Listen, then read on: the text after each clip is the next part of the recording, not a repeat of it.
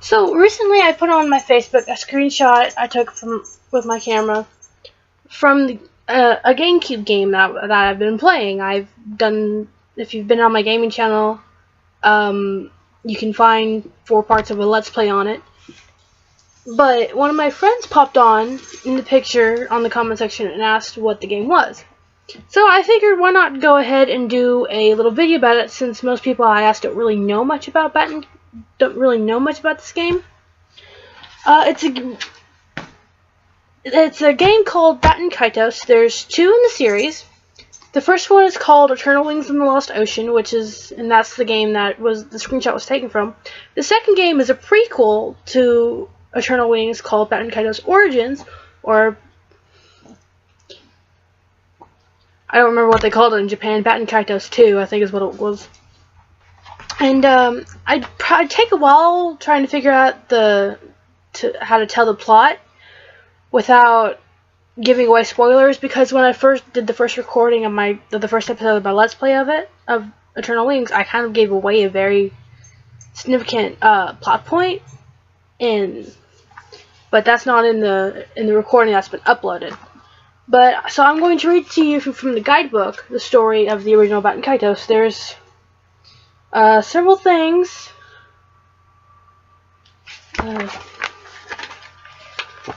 The first page here. The end is near. Baten Kaitos. Definition 1. An orange giant in the Cetius constellation, 260 light years away from Earth. Definition 2. The belly of the whale. Ancient legends tell of an evil god that swallowed the ocean. A group of 5 powerful wizards confronted the god and sealed his power into 5 Ed Magnus. The Ed Magnus has long been forgotten, and tales of the battle against Malpertia are little more than folklore. However, evil still exists, and even men of power are not immune to temptation and greed. Prophecies have foretold of the evil god's resurrection, and none shall escape his renewed wrath. The task ahead is not an easy one. Baten Kaitos is an RPG unlike any other, with a unique battle system and countless hidden items sealed within the game. This guide will help you unlock the secrets of the Magnus and unleash their true power. Discover the best combinations for every boss. Explore every side event and earn every award. Create new Magnus by carefully combining those already under your control. See the true secrets hidden deep within Baten Kaitos. It's from a viewpoint of somebody who grew up playing the game. It's actually a really very good game. It's the only couple bad things I can think of that it would have to its name would be it's a card-based RPG, and the voice acting sounds like you're listening to it through a cardboard tube. That's actually a direct quote from QB Troops too, so that's not just me saying that. And it pretty much your player character is a spirit from another world, so that's supposed to help to make it sound like it's from another world. But the battle, like the card system RPG, I'm not a big fan of those at all. And the way it works in the first game is a little wonky. You have to make all these different combinations using the numbers on the card, like which are numbered 1 through 9 and appear in each of the 4 corners. But it's actually really easy once you get the hang of it, and it's really not that bad of an RPG. This card-based ones are really the only bad thing it has to its merit. And they fixed a bunch of the things wrong with the battle system in the prequel. There are a lot of things I wish they would have had in the prequel that were in the first game, and a lot of things I wish they had in the first game that were in the prequel. Like, in the first game there was the option to have your own deck, whereas in the second game it was a shared deck between 3 party members. And you could use more than 1 healing item at a time in the first game, but other than that, there's really not that much bad to say about it. It's got an amazing storyline, all these in-depth characters, so many wonderful plot twists that surprise even me still to this day, and I've been playing this for years. And it's one of those games not a lot of people have heard about. And you may be thinking, oh well, it's a GameCube game. I've never heard of it. Probably came out in the death throes of the Nintendo GameCube. No, it didn't. This game came out in 2003. The sequel may have come out in the death throes, but that's because the Wii came out like 3 years after the sequel was released. I don't have the... Get off! My cat's here to help me, so he's kind of being a butt. I also had to find a way to include him in this somehow since I messed up on the first recording. Because I wanted my hat. But it has an amazing soundtrack. It has a wonderful storyline with all these great twists and turns that, for someone who's been playing it for pretty much 12 years at the most, that's actually pretty amazing. That it can still surprise you after so many years. And I even remember having memories of playing this game back when I was like 8. It's one of the few things I actually remember from back in from like when I was really young. I have a terrible memory spanning past 5 years, but Baten Kaitos is one of the big things I remember. I remember the reactions to every plot twist, the reactions to pretty much every aspect of the game. Even the ones in Origins, while they are a little bit newer, I still have memories of reacting to probably one of the biggest plot twists in that game. And it's just a really amazing game, and a lot of you are probably like, "Oh well, get off of this pod." And a lot of you are probably gonna be going, "Oh well, how come I never heard of it if it's such a great game?" Well, it does have some, because it's such an old game. Why have I never heard of this before? Well, either you're too young to remember, or you have heard of it in some way. Super Smash Bros. 4, one of the things that surprised me the most about the game is the inclusion of this song. If I can get to play.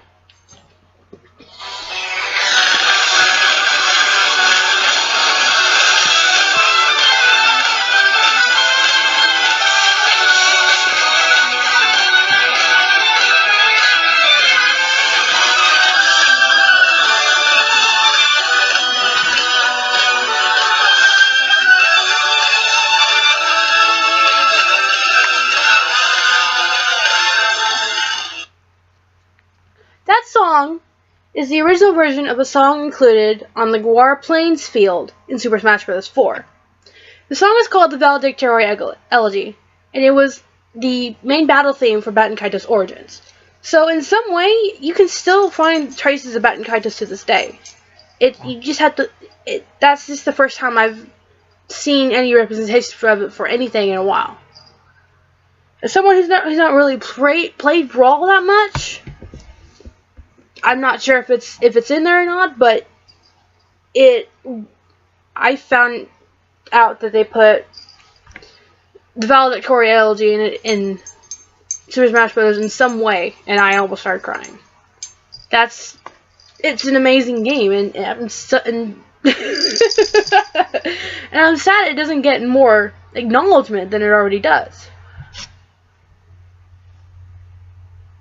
It's amazing, and there's so many. I wish I could tell you more about it without spoiling anything. That's how amazing it is. I want to tell everybody everything about it. Baten Kaitos Origins. I didn't go into the description for the sequel game, but I will go into it anyway. Even though this was just supposed to be about the first game. Baten Kaitos. I'm pulling up something else on here. This is my 3DS. I'm pulling up something else on here pertaining to this. Baten Kaitos Origins is the prequel to the game Baten Kaitos Eternal Wings in the Lost Ocean. I've already said that. And it came out in 2006. I remember this because I had an uncle who, the year before he died, this game came out and he gave it to me for my birthday, and it's, along with Twilight Princess, which he also gave us that Christmas, it's one of those things that you can't ever forget. That's how I always remember what year it came out, and without having to look it up, is that it came out the year before he died, because that's when he gave it to me. And like, you can even go look up, it came out in 2006. And it just, and the story of Baten Kaitos Origins is basically you playing as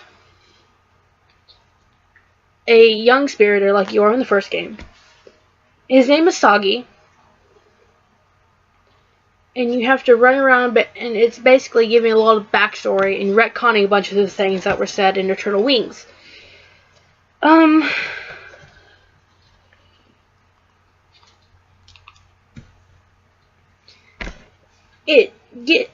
After playing Origins, it's pretty much, the original game is pretty much not the same, but a lot of the stuff makes a lot more sense, and it gives you a lot more feel for one of the big bats. Baten Kaitos Origins, it is a lot more difficult than Eternal Wings is. I had a lot more trouble on the bosses in Origins than I did in Eternal Wings. Probably the only exception to that would be the Lava Caves boss in Eternal Wings. I had about as much trouble on him as I did in most of the bosses in Origins. And I had to rage quit like 3 different times before I beat a lot of the bosses in Origins. So it's really just a matter of getting like the right card combinations. I'm trying to find, there it is, Warplane. Pretty much. They're an amazing game series. And it always saddens me. It's one of those games that you just want everybody to play, but not everybody's played it, and it's hard to find. You can find it on Amazon, though. My mom got our current copy from Amazon for like $20. We used to have 2 copies of it, because one didn't have one of the discs in it. For some reason, we had 2 copies of Origins. I don't know.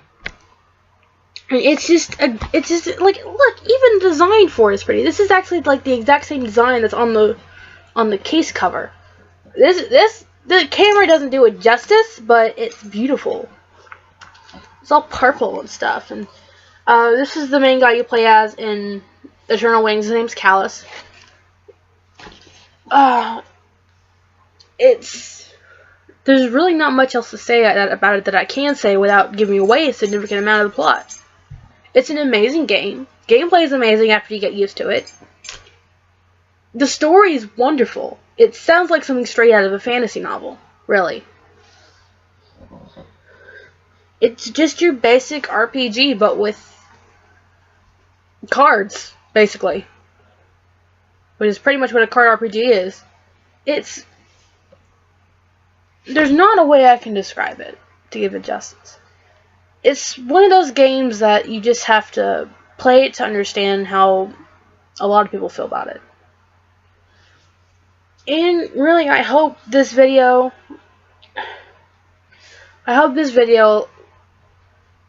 gives you the decision to play Baten Kaitos, so you can go watch footage of it.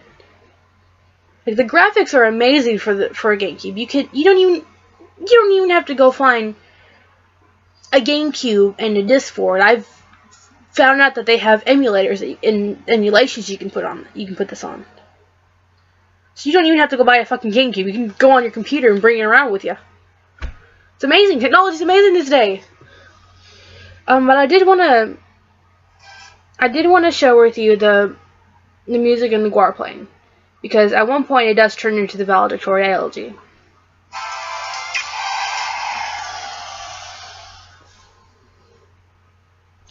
Just kind of listen. Yeah, you have a minute.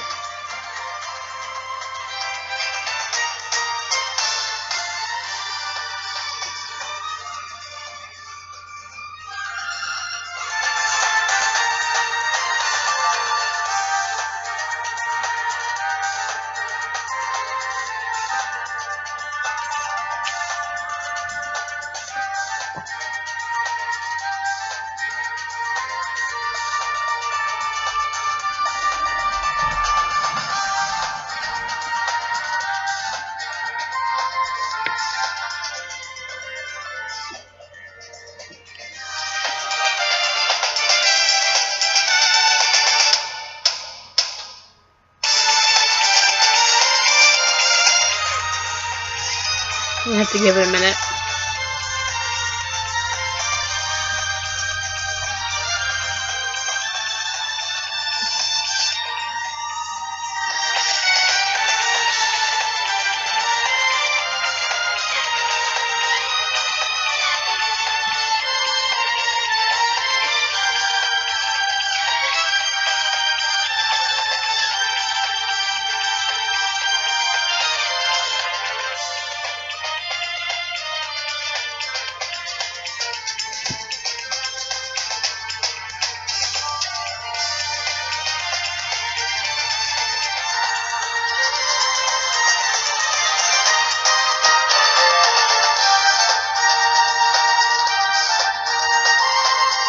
coming, I promise.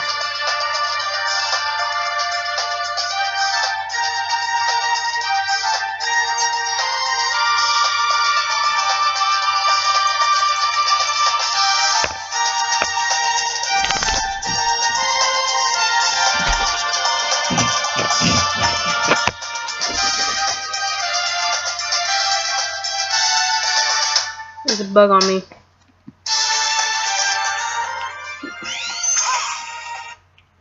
I guess it's not playing. It usually plays after a while, but just go and look up Valedictoria Elegy Remix. SSB4. It actually flows really well with that music. Actually, that may have been what was playing all along, and I just didn't realize it. But there's really not much else I can say. It's actually a really cool game. Other than that, there's really not much else I can say. I don't know. You just have to play it for yourself to believe it. It's enticing. It's interactive. The characters are great. Some of me want to punch. If you watch my Let's Plays of it, you can tell regularly I tell how much I hate Callus, and Callus is just a dick, so that's why. Everybody else I'm cool with. For me, even Callus is a great character, because his storyline is amazing. Everybody's storyline is.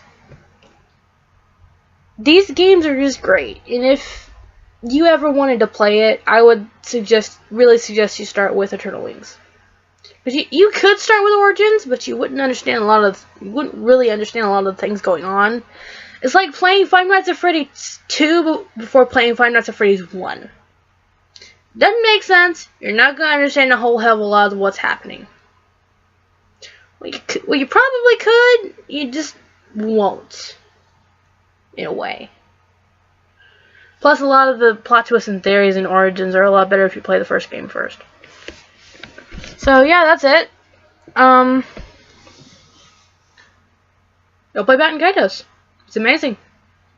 I'm sure if I had my mom here with me, she'd tell you a lot more about it than that. But that's all I can really tell you about it for right now, so until next time, bye.